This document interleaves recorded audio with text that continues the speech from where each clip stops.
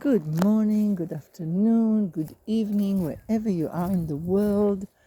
We are continuing in a little journey. So, yesterday we were talking about breath, about breathing and how it affects us and how we don't pay attention necessarily when we breathe and how we breathe, and that we need to put awareness into our breath, in awareness of why things trigger us, why do we breathe in a certain way. And like I just did now, I'm thinking. So as I'm thinking, I'm taking a deeper breath.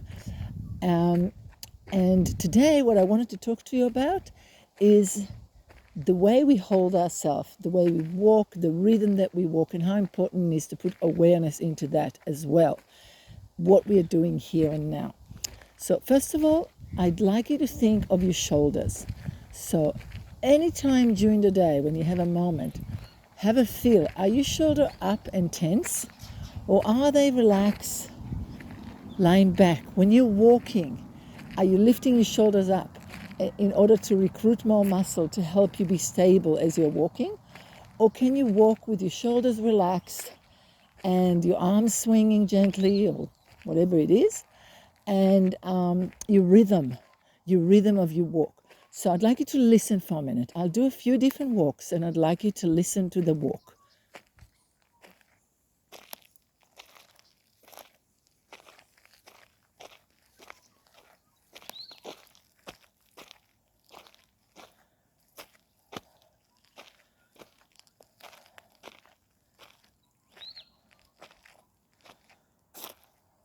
Okay, so what did I do?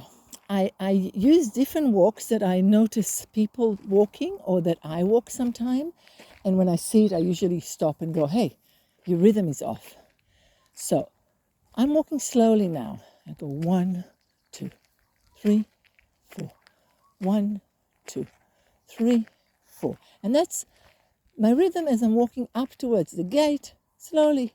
Now, if I walk faster, I try to think, dum, dum, dum, dum, dum, dum. So same rhythm, same on each leg.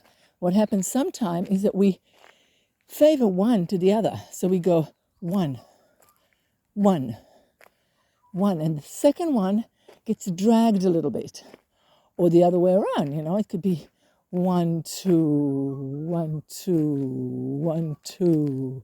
And it's dragging. Or we might have a side-to-side thing, so it's more like going from, you can see my shadow going that way. So we walk this way, side to side, instead of going forward, moving forward.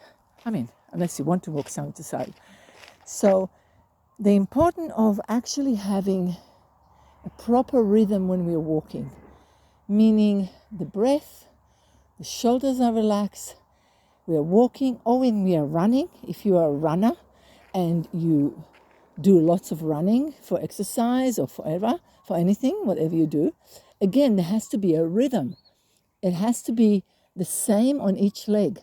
You can't have an emphasis on one leg compared to the other, because then part of your body is completely unbalanced and you'll end up, God forbid, let's not think that way, but that's where injuries come from. So let's recap. We are breathing. We're trying to keep our breath with awareness. So that's very important, so that when we walk fast, when we walk slow, we are aware how we're breathing. We're putting awareness into it. And it doesn't mean that you have to freak out and now think about it all day long, but do take a few minutes a day to feel what it's like. We are going to pay attention to how we walk or how we run. Are we walking forward, arms swinging, shoulders relaxed, our rhythm? You're listening with your ears, because you remember our awareness has to be developing. We need to listen. We need to hear things much better. We need to see, to look around, to be aware of what we're seeing. And we need to smell and taste and all those things, and touch. All those things, we need to develop them more and more and more and more and more. The world we live in is ours. We need to take responsibility for it. And we take responsibility for it when we are aware of what's going around. Because then we can also move ourselves away from places, because something doesn't taste right, doesn't smell right, or doesn't feel right, or doesn't sound right. And like we are aware, we are awake. Waking up is most important. So the rhythm, the shoulder relax, the rhythm of how we walk, that we don't have a doom doom doom doom, but we have doom doom doom doom doom doom doom doom. If we skip, we skip, we skip, we skip, we skip, we skip, we skip, we skip, we skip. Same thing, same rhythm, both sides. Not 1, 2. I mean, we could if we're playing a game, for sure. But as we are doing it, if we are doing it down the hill, or it should be the same rhythm. That rhythm is like your heartbeat. It's like your breath. It needs to have balance. Very, very important. Now, if you do have an injury, for instance, and you're doing an exercise or you're going for a walk and you have an injury, walk slower. Try to get the rhythm going equal. So, for instance, when I broke my leg and I knew that I can't step on it, I took smaller steps for a while when I was walking, when I started walking on that leg. And instead of going, oop, oop, like, instead of doing that, I tried to go 1, 2, 3, 1, 2, 3, 1, 2, 3. So I tried to have the rhythm starting to think towards balance. I couldn't put the same amount of weight on one leg as the other, but I try not to stress the standing leg, the strong leg, too much, so I won't end up with an injury on the hip or on the knee of the standing leg, because suddenly it was taking all my weight. So I was trying to be really aware, and for me it worked, mostly because I was a dancer, and so I was very aware of how my body reacts, and also because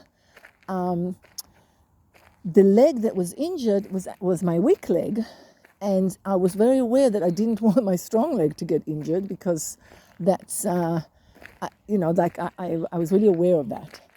Anyway, so I really tried to have a rhythm as I was walking and as I was moving from one place to the other, and also in the exercises. So, for instance, if you are doing yoga or if you're doing stretches or anything like this, and you're aware that one side stretches better than the other, hold on to that side. Don't overstretch it. Work on the other side the same way, but hold on that point where the weak side holds. Meaning, let's say you're doing a split and you can do a proper split on the right leg, but only half split on the left leg. For a little while, do only half split on the right leg as well. And then stretch it a little bit more. Even though you can go completely down, don't go down. Go only halfway, and then work on the left side halfway. Then push a little bit on the left side. Go back to the right, push more, knowing that you can go full way, but not doing it. And it's like you're teaching the left side, the weaker side, to stretch more. And the body works in a mysterious way. You'll find that the left side will stretch more and more and more and more faster, because it's trying to catch up, but only because you're keeping that balance between the two of them. So, for instance, when you're doing turns, like trying to stretch around your body, with your arms around your body, to stretch your spine a little bit, and you find that the left side, stretches all the way, but the right side stretches a little bit less. Do the same thing. Go to the left only to the same stretch that the right goes to. You stretch only to that. Then you go back to the right, and you try a little bit more. Then you go to the left, you try a bit more. And that way you're keeping it in complete balance, being really aware. And you'll find that in a very short time, the weaker or the less flexible side will get there, and suddenly you'll be able to do the full stretch on both sides. Works amazingly. I'm not really sure why, but it does. And it's really worth looking at and worth researching for yourself on your own body. Anyway, I hope this is helpful. I'm trying to follow the guides that are telling me what to say each day or every few days or every once in a while, and put something that is important for our development and for our awareness and awakeness. Awareness and awakeness, awareness and awakeness.